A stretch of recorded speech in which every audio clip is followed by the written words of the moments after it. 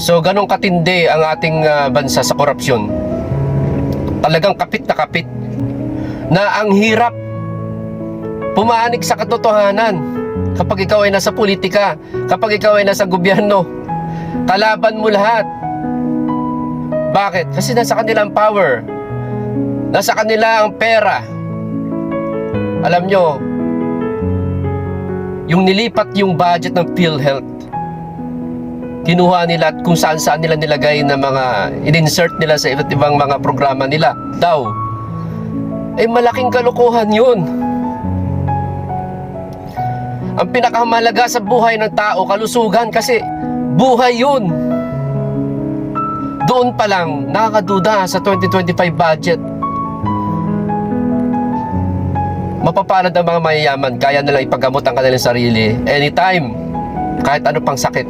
Pero yung mga mahihirap na umaasa sa gobyernong ito, aalisan mo ng budget yung PhilHealth. Isang malaking kalukuhan talaga yun. Kaya doon talaga nagulantang na ang mga hindi pumapanig doon.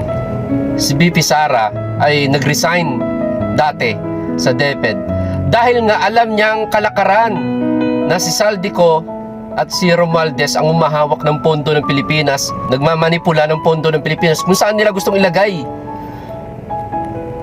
Kahit ikaw, kung gusto mo ng maayos at matino na kalakaran, aalis ka talaga, mandidiri ka talaga, kasi harap-harapan ng ninanakawan ng ating bansa. Ganun katindi. Sila lahat magkakampihan talaga. Nasa taas, nagkakampihan sila. Nagtatakipan sila. Stronghold hanggang ugat. Tama yung nag-comment. Nagalaw ito ng Diyos. Ibinulgar ng Diyos ang kanilang kalokohan sa pamamagitan ng mga disaster, mga bagyo, baha. Diyos nang kumikilos. So normal lang na kapag may nagsalita laban sa kanila, pagtatanggol nila ang kanilang sarili. At lahat ng mga nakinabang sa kanila sa gobyernong ito, magtatakipan yan.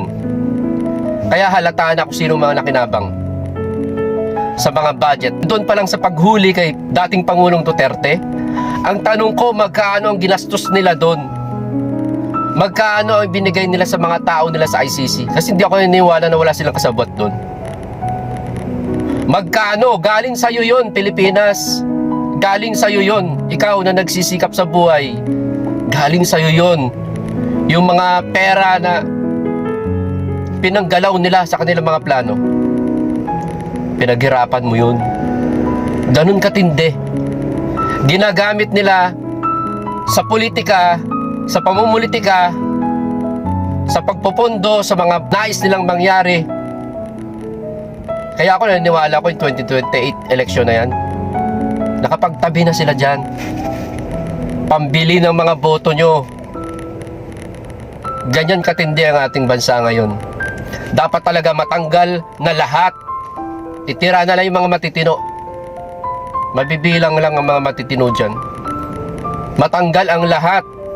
Almost 80% ng mga lingkod bayan, dapat maalis na yan. Lord, tulungan nyo po kami, Panginoon.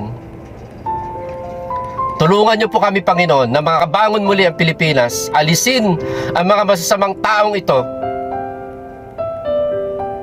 Dapat tayo mga Kristiyano, manindigan tayo. Masakit na harap-harapan ginagawan tayo ng kasamaan. Harap-harapan, nakikita mo. Ang hirap nun. Ang hirap ng ganun pakiramdam. Mabuti sana kung sikreto lang at di natin napapansin. Parang unti-unti tayong kinakatay. Kahabagan tayo ng Diyos. Lord, kahabagan niyo po ang bansang Pilipinas. Magpadala ka ng mga tao na magbubulgar pa. Magpadala ka ng mga ebidensya, Panginoon. Hubaran niyo ang kasamaang ito, Lord, sa bansang ito. Yan po ang aming dalangin. In Jesus' name, amen and amen.